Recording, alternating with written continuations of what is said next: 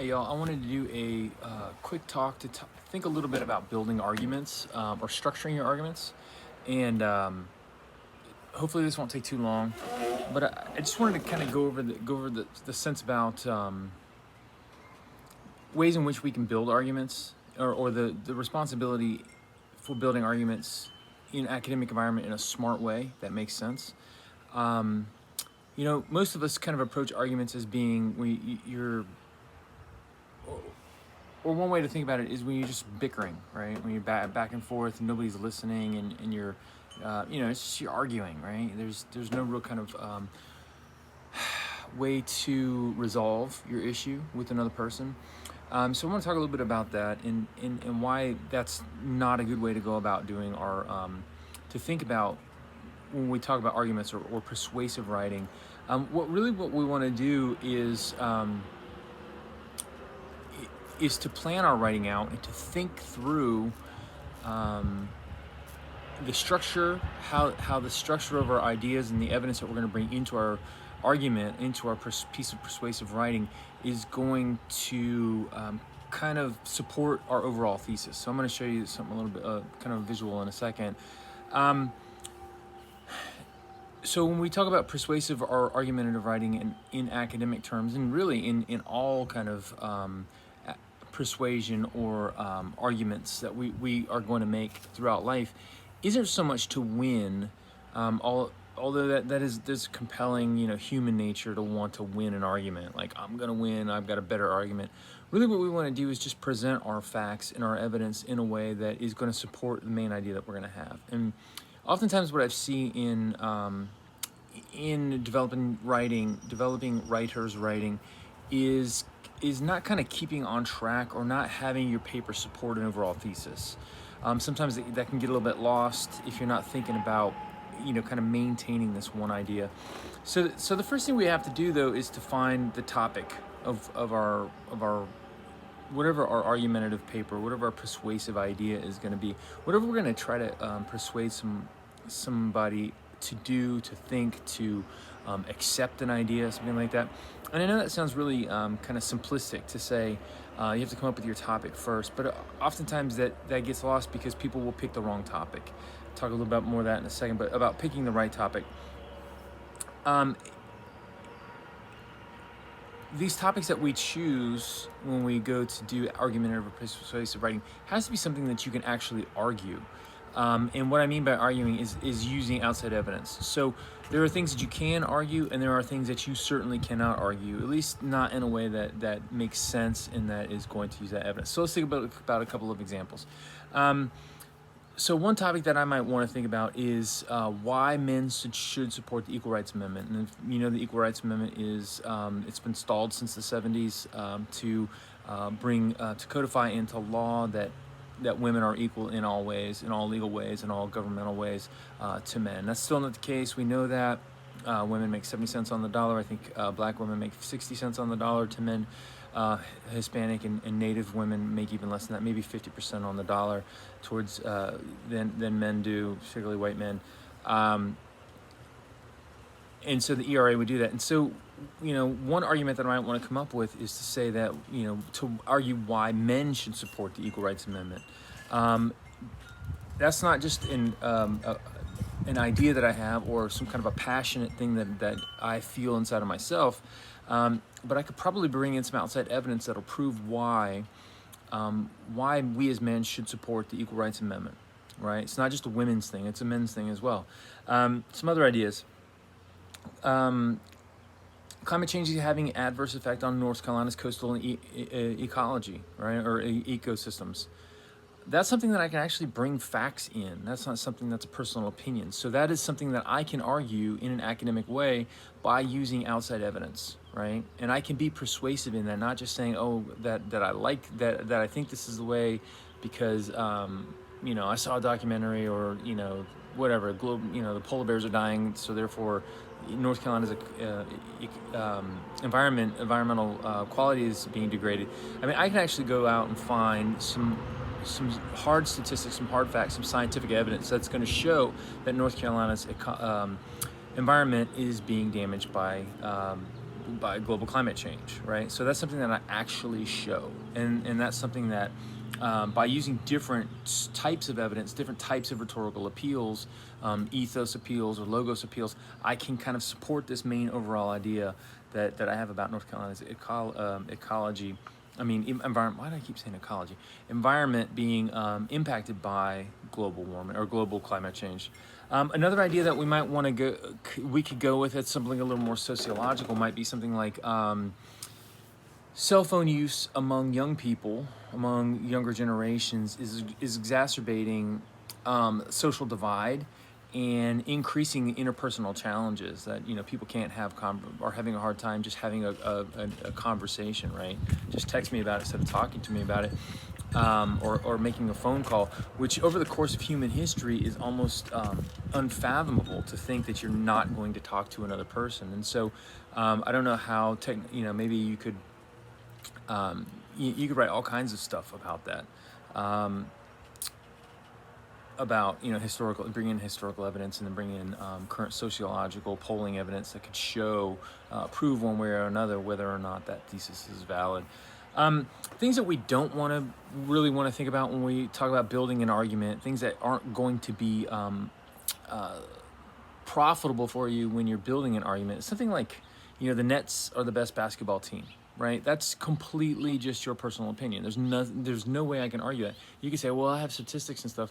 Well, sure, but sports is always an emotion. There's always an emotional quality to sports, right? Like, I like the worst team in the league. I like the Buffalo Bills or whatever. I guess they were good last year, but for a long time, this has been a terrible football team, but that's just where I'm from Buffalo. I like the Bills, whatever. So there's a lot of things about, like sports that you can't really argue.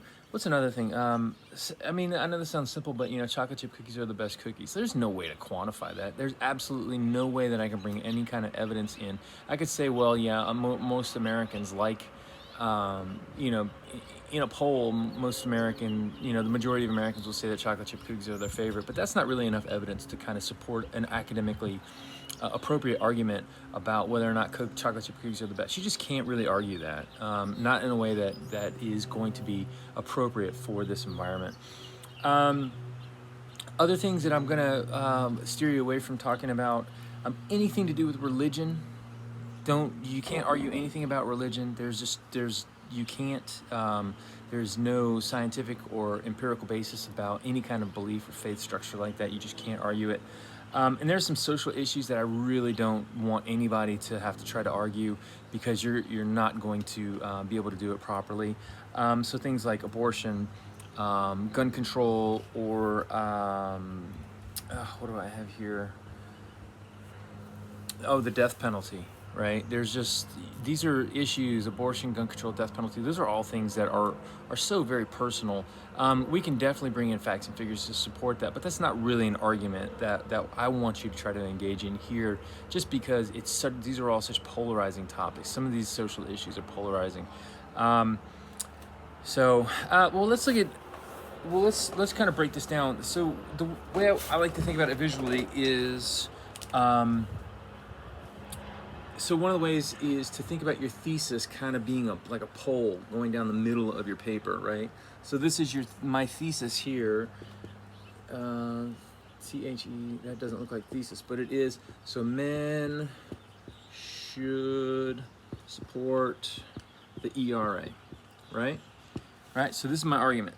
Men should support the Equal Rights Amendment. So now what I want to do is come up with some main ideas, right, that are going to this is going to go through. This is just one way that I think about it in my brain. Because we have women in our lives. Why women in our lives? Why would I? That's an emotional thing, but it's also a very empirical. Like, there's nobody who doesn't have a woman in our life. As far as business goes, having, if women make 50% of our economy, or 50% of our population, why wouldn't we want 50% of the people in here being valued members of our society, right? So that's a numerical thing we might want to bring up. And then just, basic fairness, right? We could say that Maybe there's just some kind of a basic fairness. So these might be my main ideas that I might want to argue for this. But if you can see, the thesis is kind of running through the whole thing, right? And so we need to always make sure that we're thinking about how this thesis is going to stay as a structure. So when I talk about all men have women in their lives in one way or another, whether mothers, sisters, aunts, cousins, whatever it is, we're going to have these people in our lives and we want to see them do well. And that's one way that I'm going to kind of reinforce this idea of supporting the support for the Equal Rights Amendment. 50% of the people in our culture need to be on par. It's just basic fairness. These are all the ideas that I'm going to come up with. But the kind of the idea that I want you to get visually is to think about how the thesis always needs to run through all of these different topics that you're going to have, right? Here's an idea that I'm going to get into a little bit more in another lecture that I'm going to give, or video that I'm going to do, is to talk about, and this one's kind of tough, and this is different structural strategies that you can use for doing a paper. But conceding, when we do a good argumentative paper, one of the things that we want to do is or one strong way to reinforce the validity of your own point is to go ahead and concede the other other side of the argument's point. And I know that sounds kind of counterintuitive. Why would you ever give credibility to the other side? Because when you do that, what you're showing your reader is that you have thought comprehensively, right? You're not just, my side is the only side, I'm gonna put my blinders on, nobody else has a valid opinion. When we're doing a good argument, or we're having a good argumentative strategy, one of the things that you can do is say, I know that the opposing view takes into account that, whatever the opposing side is, whatever the opposing viewpoint is, if they have a good point, go ahead and concede that now. But that shows that you've been considerate of the totality of your argument, and you're not just running blindly through your argument, trying to say, I'm the best and I'm the only one who has the right thing. I'm going to talk a little bit more about that when we talk about different structural strategies for how to put together a paper. I'll probably do that in the next week or so. There's another thing that I want you guys to think about when you're starting to build your argument, or think about building your argument, is to think about anecdotes. How can you bring in stories into your argument to exemplify, to kind of show, to give details about kind of sometimes these abstract ideas, right? So if we're talking about global climate change, to have a story about a specific person, about a specific community, or a culture, or something like that, will help to bring your reader in and make it maybe more of a narrative, so that your reader can be engaged. There's this concept of getting to the general through the specific, right? So if I can give you one specific anecdote about a person who is living through the conditions that I'm trying to argue we need to change, or we need to conserve, whatever that is.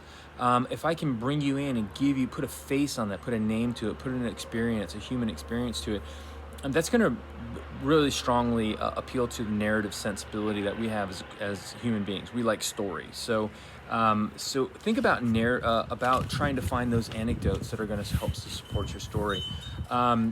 It might be something personal. It might be something that you read. If you do a lot of good reading, if you're a good consumer of information, of story, of writing, you're going to see that a lot of really good magazine writers will do this. They'll use narrative. And kind of the flip side of that, and they'll oftentimes start a paper out with a good narrative, right? They'll give you an example of a person who's living or dealing with a certain situation. It's kind of used a lot, but that's not a bad thing because it works well. The opposite of it, there are a couple of things that I don't want you to do that are always a tell for being a new or developing writer, is when you start with a definition of a word or a quote from another person. That's kind of almost the opposite of using an anecdote to exemplify your story, or to show, to get that general through the specific. when you start out with the definition, it's just always, it's not a good look. And also, if you start out with a quote, just a direct quote, it's not really good either. So try to find that story. So these are kind of some ideas that I want you to think about going into this project 3, into this paper, is to think about how you're going to build your story, right? How you're going to build your narrative, how you're going to build your argument, and understand that no matter what it is, it has to have that thesis running through the whole thing. You can't, your thesis doesn't just go in to the introduction paragraph and then kind of drop off at the end. It really needs to be that thread that runs through the totality of your paper. So anyway, this was a lot longer than I thought it was going to be, but I don't get to stand in front of classes and talk anymore, so I get a little lonely. I will have a little bit more specific detail about different ways that you can structure an argument here pretty soon. Hopefully this is helpful. If you have any questions about thinking about structuring your paper, you know where I am, let me know. All right.